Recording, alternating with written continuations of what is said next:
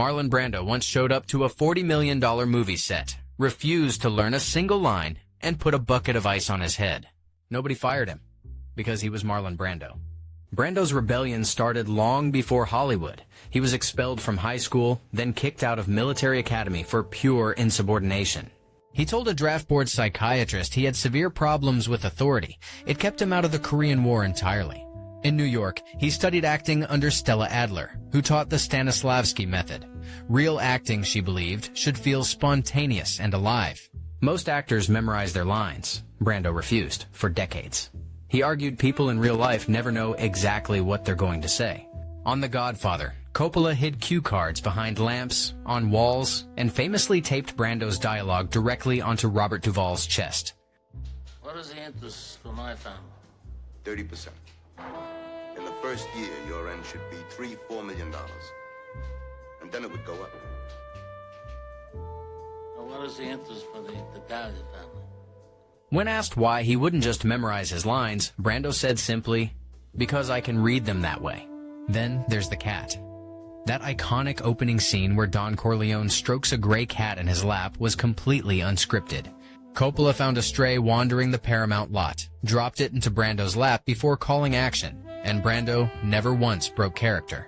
But the cat purred so loudly it completely destroyed the audio track. The entire scene had to be painstakingly re-recorded in post-production.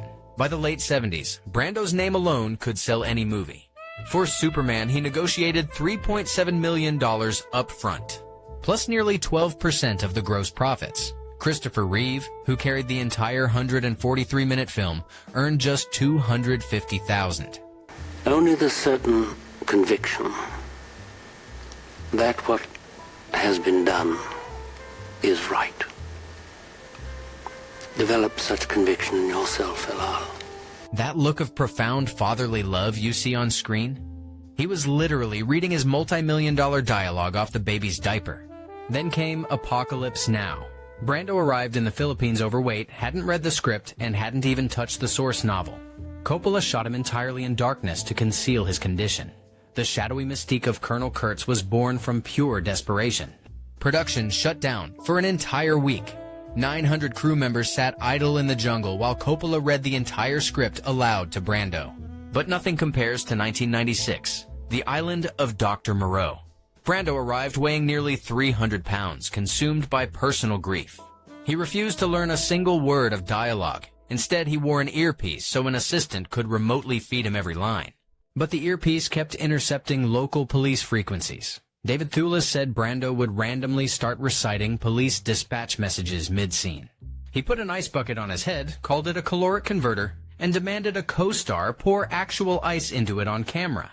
Then he befriended Nelson de la Rosa, a 2'8" actor, and demanded they wear identical matching costumes in every single scene.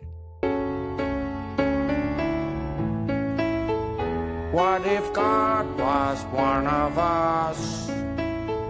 Just a slug like one of us. That bizarre piano duet directly inspired the Mini-Me character in Austin Powers. Brando's chaos had become pop culture legend.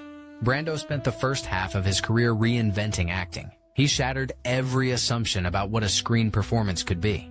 He spent the second half proving that absolutely nobody on earth could stop him from doing whatever he wanted.